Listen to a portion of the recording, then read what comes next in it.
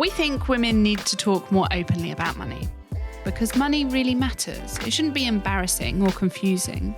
Join the conversation. We'll be discussing a whole range of topics which will help you get comfortable with your finances. Money Matters, brought to you by AJ Bell. Hello and welcome to this episode of the Money Matters podcast. I'm Danni Hewson. And I'm Laura Suter. And if you've got us on your podcast subscription list, then you'll know what we're all about. Welcome back. And for our new listeners, welcome to you too. Yes, what has kept you? Money Matters is a podcast where we are up for tackling everything that impacts a woman's finances, from how to successfully ask for a pay rise to everything you need to know about mortgages right now. And that is a lot. But this episode is about a huge event in many, not all, but many women's lives. And that is having a baby. And we know that this is one of the moments that makes a huge difference to women's finances, because it's not just about those first few months when you're off on maternity leave. It's all the other things that come with having children, things like childcare costs, the motherhood juggle, which makes it tricky for some women to work full time. We've got lots of articles with tips and tricks that you might want to consider if you are in that space or if you're considering having children. So do take a look at our website and sign up to our mailing list so you can keep up to date with all of this content that we've pulled together.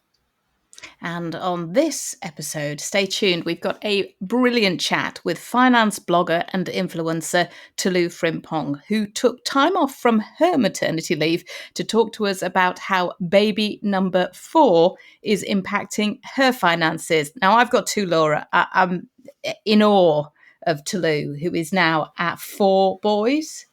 4 boys is a lot. I'm also impressed that she can juggle that whilst also doing a podcast recording. I'm already in awe of her. Well, she timed it perfectly. So baby was asleep when we had our first chat. And then the second time she got her husband to take the baby out for a walk, which I think is fantastic planning. And I think that's part of what you need to do, this motherhood juggle, isn't it?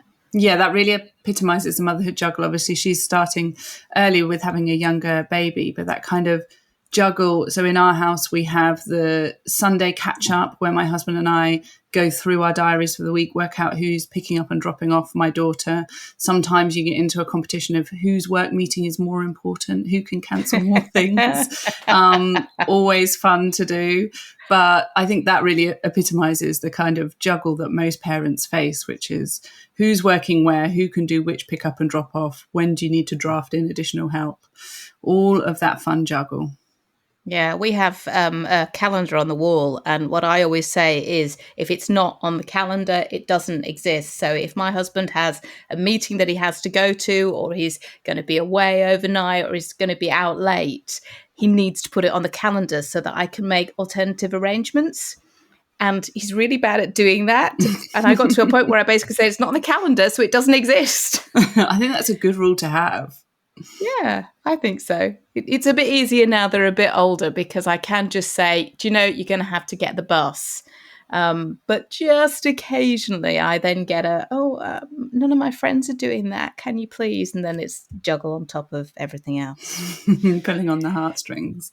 Yes. But we know that just being of a certain age can even have an impact on how some employers view women. Although I hope that those views are becoming a bit outdated now. But there were some really interesting figures released a couple of weeks ago by recruitment firm Robert Walters, which found that more than half of working mothers felt that they'd earned a promotion but hadn't yet received the promotion. And that's in comparison to just 14% of working fathers who felt the same. So we can still see that there is that impact of having children on women in the workforce. And there are also, I don't think anyone is going to be surprised when I say this, but huge discrepancies that they found when it comes to pay. And they spoke to 6,000 people for this survey, and only 6% of working mums were earning 75,000 or above, while 21% of working fathers are in this pay bracket. Okay, you might be saying, well, that is a huge amount of money. Fantastic, brilliant if you're on that. But more realistic, perhaps £42,000 a year. And even there, we see a similar trend. So 53% of working dads earn just £42,000 a year or above, and only a quarter of working mums are in the same boat. And there are a lot of reasons for that. I mean, I know certainly I've got a lot of friends who changed jobs after they had children. So, maybe they were on sort of a career path which might have taken them to that £75,000 pay bracket, but then they decided actually they wanted something else. They wanted to be around to do the school pick up and drop off. They wanted to be there to be able to do all those extracurricular activities and really sort of embrace the role of mum, which is massively important to a lot of people. I know that we've also got a situation now where I've got a number of friends who are working dads and they want to get involved more and more. But I think that a lot of that can be down to sort of a change in focus.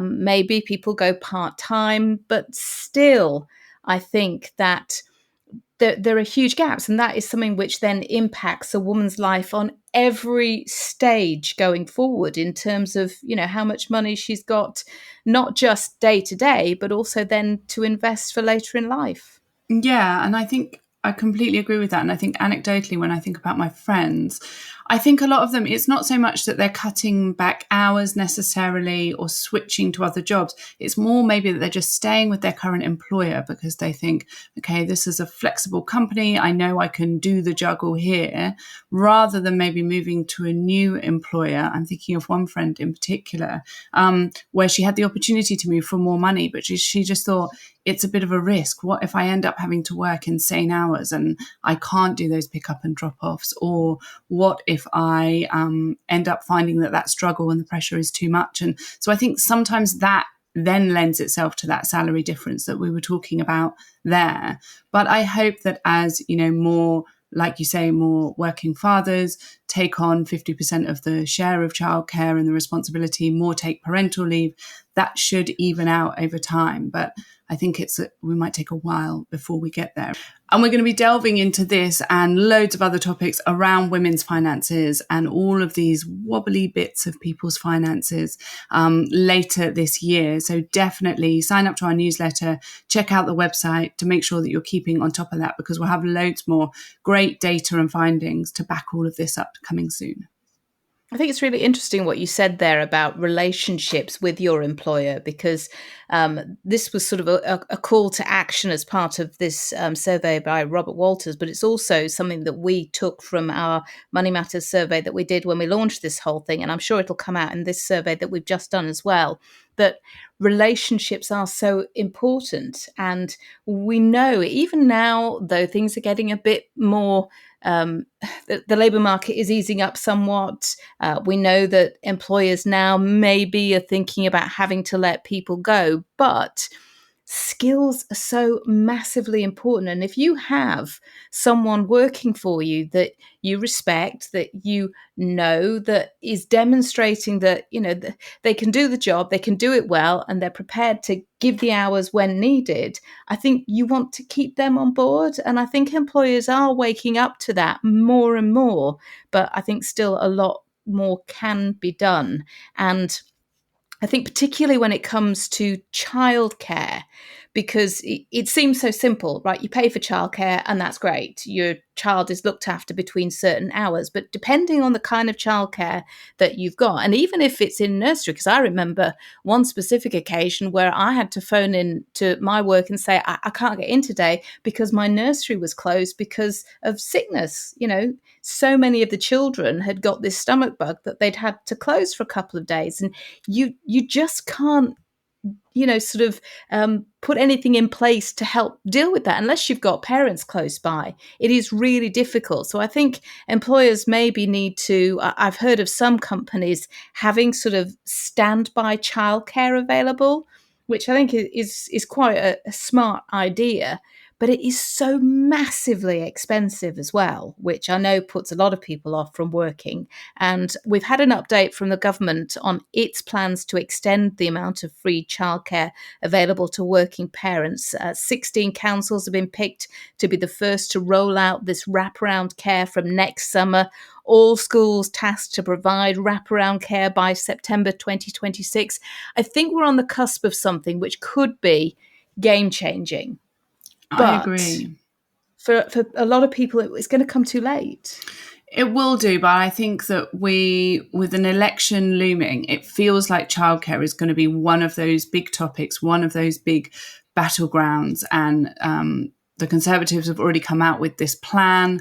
Labour will presumably be pledging to do more than the current government is doing, which might then push Conservatives to launch even more. But as part of this latest announcement of funding, the government is finally paying nurseries more for those free hours that parents can claim. So currently, parents of 3 and 4 year olds and some parents of 2-year-olds can claim free hours of childcare. But at the moment, the amount the government pays to nurseries is far below the market rate that parents would be paying. So you end up with parents paying these series of kind of top-up fees or extra fees.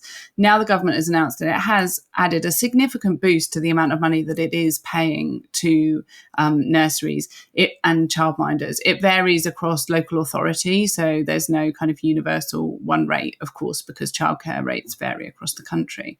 But that is a good move, and it has been relatively warmly welcomed by those in the industry.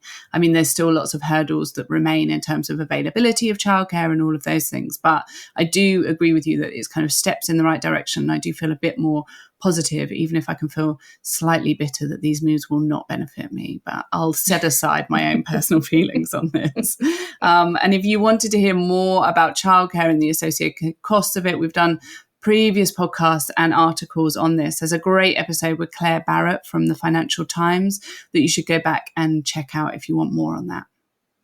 But now on with this episode. And the one thing about having a baby is that you do forget an awful lot of what you go through. And it's only when you're actually in it, in the middle of it, that some key issues come to light. So we thought, who better to chat to about the cost pressures of having a baby, the brain fog that impacts all those crucial decisions, than someone in it right now. I've been chatting to the wonderful Tolu Frimpong, money blogger, influencer, and now mum of 4. I suppose the first thing to say is congratulations. You've got a 7-week-old and it's not your first child. So you must be like running on fumes. Oh my gosh. Yeah. Thank you. It's a lot. It's a lot. It's very busy, very hard work, but somehow I'm just finding a way to survive and manage it all. And managing it all when you are trying to juggle all that sort of stuff and dealing with the brain fog and what is quite an emotional time makes dealing with the fact that you've got less money coming into the house much harder. Oh, absolutely. Do you know what? Since I had my first son, I've been dealing with that brain fog, and it just gets worse with each child. So as you can imagine, now on number 4, trying to keep up with everything I'm trying to manage with the household and then also the finances and making the money work, it's definitely a huge challenge. But thankfully, I've got the support of my husband and we have regular budgeting dates and finance dates. So I know it's very sad, but it's so necessary for us to kind of keep on top of the money, because now that I'm on maternity leave, my income is going to go down within the next month or so. So just kind of managing that all with the baby brain, it's a lot. I don't think it's sad. I think that's brilliant that you have budgeting dates. Oh, really? Oh, thank you. No, that is a great idea, because it's been a long time since I had my kids, but I just remember feeling incredibly vulnerable, incredibly isolated, and then trying to, because I was paying the mortgage and things out of my account. We didn't have a joint account at the same time, and trying to sort of balance the books and look after a newborn and deal with the emotions. It made it really stressful. It is a lot. Emotionally, it's very draining, because that whole postpartum period in itself can be very taxing. Even before having the baby, actually, when I was pregnant, those 9 months were very challenging because my cravings and me wanting to buy everything when we went shopping made it very hard to stick to my budget and stick to my food list, because I have on paper what I'm planning to buy, but then I get to the store and then there's so many things that I really want. But usually I'm good and disciplined in saying no to myself. But during that period when I was pregnant, it was extremely, extremely hard. And not just foodstuffs. This is stuff for the baby. So with stuff for the baby, actually, I'm a lot better. I was a lot better with that because it's my fourth one now. I knew what I needed and what I didn't need. So whilst there was a bit of temptation to buy some things brand new that I didn't need to buy, because I'd been here before, I knew that, no, Tolly, you're just being emotional. Just think about the budget, think about the bigger picture and what you're trying to work towards, and just say no. So I'll give you a quick example. There was a breast pump that I wanted to buy that was all the range that everyone was talking about on Instagram. And I was really sucked in and I wanted to buy it. But then I just had to look at the numbers and I had to come to the conclusion that it just didn't make sense for me financially to spend. At the time, it was £250 for this top of the range breast pump. Wow. When I knew that I've had 3 children before, I didn't need to spend that much on a new breast pump. So what I ended up doing was going on Amazon and finding a cheaper alternative, which was like £45. So I was quite proud of myself to succumb into that peer pressure and just buying the cheaper alternative. I mean, why was that breast pump so much? Just because it's endorsed by celebrities, or? It's that, yes. And also they say it's a breast pump that you can wear when you're out and about on the move. But I knew for myself, I was never planning to leave the house wearing a breast pump. So it just wasn't worth it for me.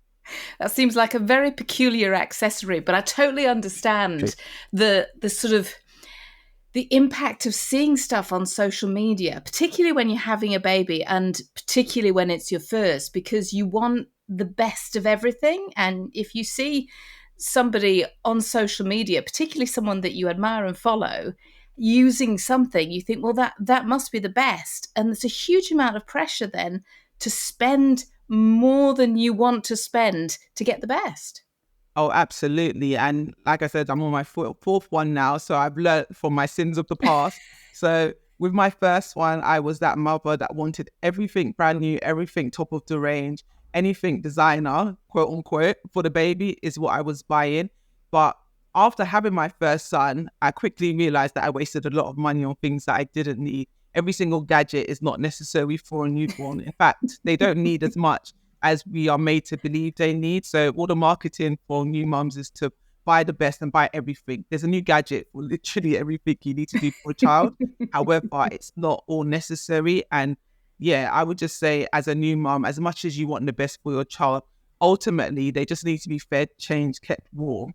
And all the other additional bits, just kind of use your own discretion to buy it, and don't just buy everything that you see on social media, because statutory maternity pay or even enhanced maternity pay is going to be a lot less than what you're used to earning when you was working. So you need to take that into consideration, because while you're shopping for the baby, you're still getting that full-time income. However, when you go on maternity leave, that income is going to go down, and you need to take that into consideration when you're shopping for that child. And of course, you were talking about the things that you need to have. And we're in a cost of living crisis where inflation is still ridiculously high. So even those necessities, have you gone to the supermarket and gone, oh my gosh? Absolutely. Oh my gosh. I actually did a reel about this. So I buy my baby wipes from Aldi, and it's a multi-pack, 6 in a box. No, 12 in a box, I think it was at the time. And I had a box at home that was about to run out, and I bought a second box. And I got home. And even when I was in the store, actually, I looked at the box and I thought, this box looks different to what I'm used to buying.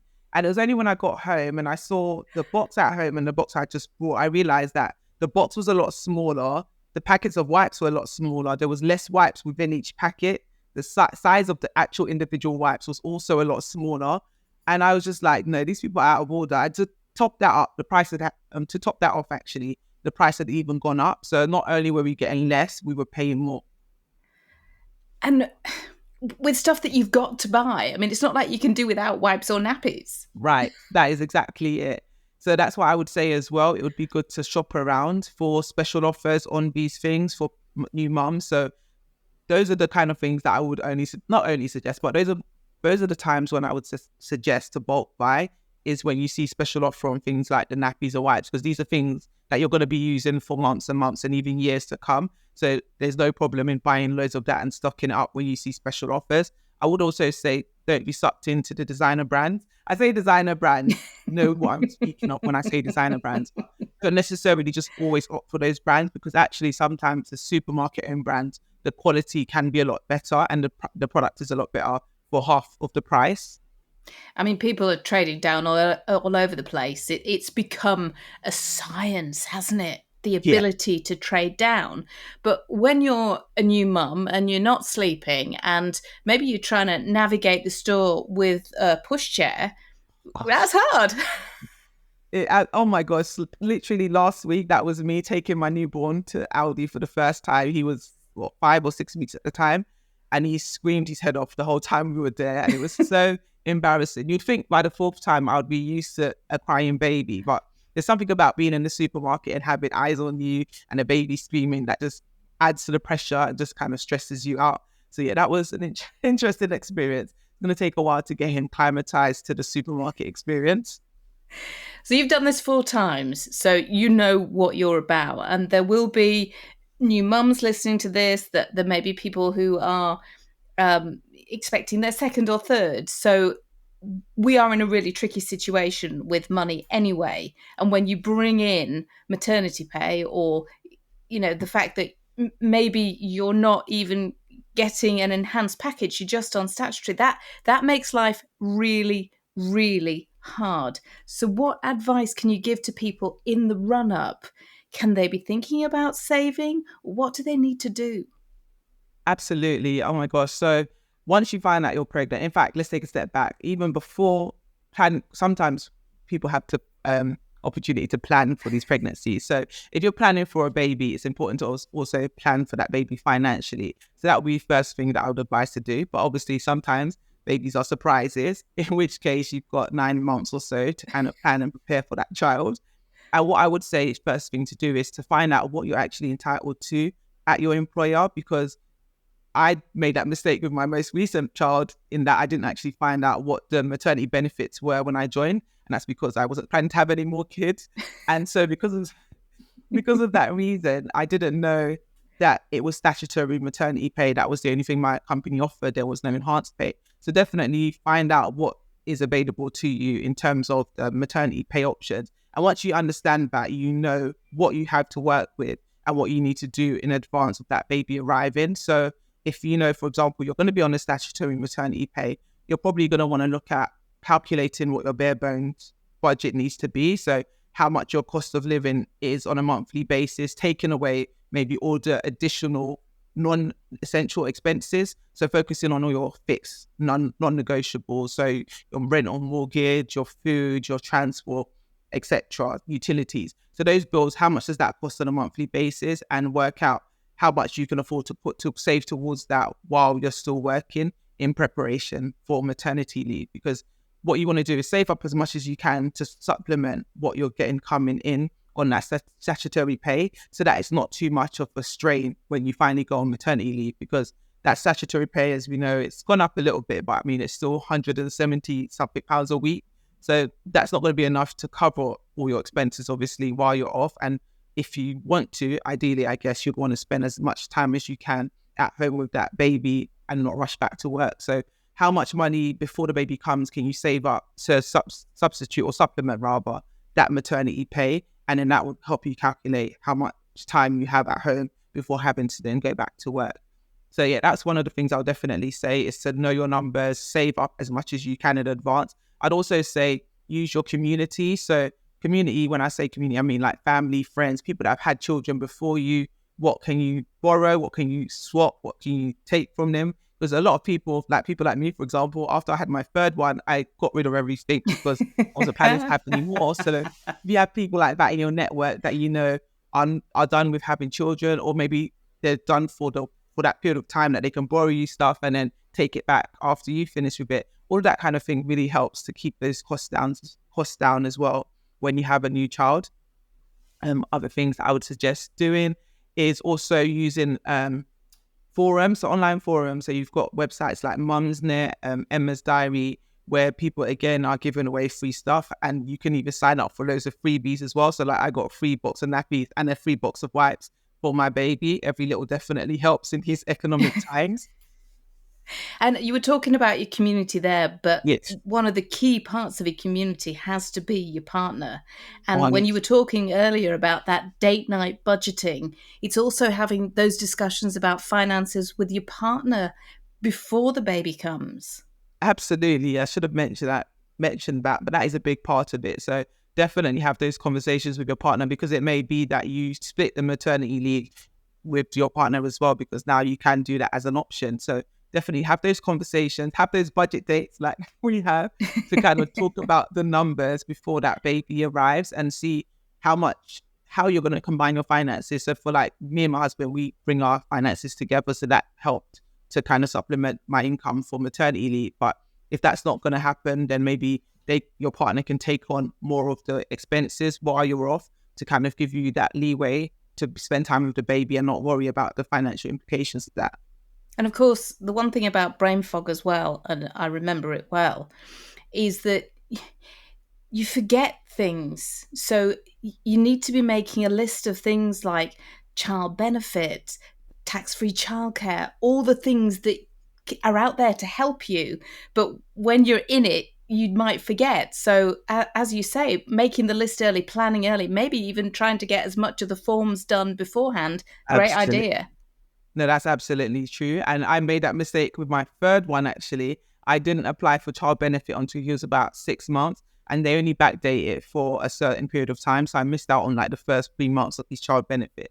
So definitely fill out as much of that paperwork as you can in advance, so that it's not too much pressure on you when that baby's born, because there's a lot to do between the registering the birth, registering with the new GP. There's just a lot to do at the time, all the different midwife, doctors' appointments, etc. So if you can just get those forms completed as soon as possible, or even get your partner to help with that, that will alleviate some of that pressure on you. But you're clearly loving being a mum again. Oh, absolutely. Oh my gosh. He's literally the best. He's so cute. I mean, he does keep me up at night, which is a lot, but overall, like, I couldn't be happier. Tolu, thank you so much. That's been brilliant. Oh, thank you, Danny. Thanks for having me. Tolu Frimpong there. You can find her on Instagram, Twitter, YouTube, and also via her website, which is tolufrimpong.com. And before we move on to Tolu's financial confession, because we do a financial confession in every episode, and this one is a real doozy, and it's the reason that she became a money blogger in the first place. But I think it's worth picking up on something she said there about filling forms in, because failing to fill in those forms or failing to fill in all the information needed can have huge consequences that can last for years. And in fact, Laura, some women have been hearing that they've missed out on around £1 billion of state pension payments because they didn't fill in their national insurance number when they applied for child benefit. Yeah, this is a huge thing that's been uncovered and the government has announced. So people who take time out of the workplace to look after kids have been given pension credits for almost 50 years. And that is national insurance credits that go towards your state pension entitlement. Up until 2010, this was called Home Responsibilities Protection.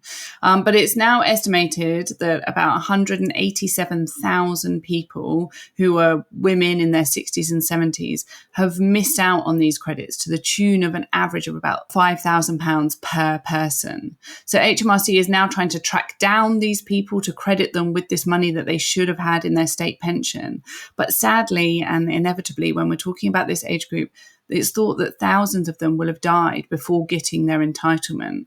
There's some cases where their dependents might be eligible to receive the money that they missed out on, and HMRC is kind of working through this. If you think that you might be in this situation, then you don't need to do anything, but you do need to keep an eye out for one of those dreaded brown envelopes that come from the DWP and open it and act on it, because it could have a massive boost to your income and to your state pension. But I think it's just frustrating that this is yet another error that's happened with state pensions that is also overwhelmingly affecting women. Yeah, and filling in all of those forms when you are exhausted and you've got so much more to think about, and you might be feeling emotionally drained as well. And there are so many forms. And I'm thinking, I mean, not just child benefit forms, but all sorts of things that you need to make sure that you filled in to make sure that you're getting everything that you're entitled to. Yeah, so much life admin to do at a point in life where you have like no spare time and you're tired, and the last thing you should be doing is filling out serious forms. I would say it's a great job, if you're in this situation, great job to delegate to the dads and get them to just gather all the information and delegate that stuff out. Okay, it is time for Toulou's confession. And as I say, it is a big one.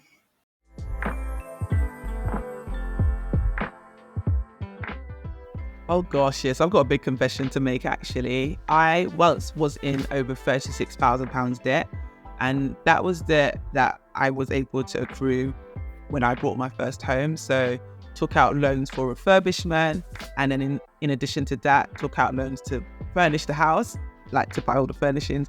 And then if that wasn't enough, I also went on holiday during that period of time on the credit card. So got myself into a big financial mess. And how did you get out of that?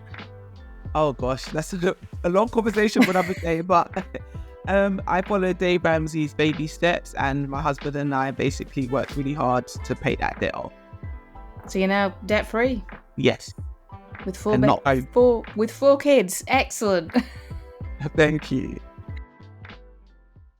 Quite a cautionary tale there, but I like that she's taken a kind of negative situation and turned it into something positive, which is, you know, her new career and her new interest in finance. And so I think she's definitely made the best of that one. She has definitely made the best of that one. And, you know, she talks about it in such real terms as well. And I think a lot of people, when you're talking about debt, they can feel quite guilty or embarrassed. And you know, the fact that she's really been there and she's lived it and she's talking from her perspective when she's talking about money tips, I think makes her really accessible. So if you are in that situation, do take a look at some of Toulou's life story, and, you know, hopefully you'll be able to get yourself on track. And remember, there are all sorts of places that you can go to. Citizens Advice, we spoke to Debt Camel as part of an episode, and we do have an episode about debt that you can look back on. So don't just stick your head in the sand, definitely deal with it.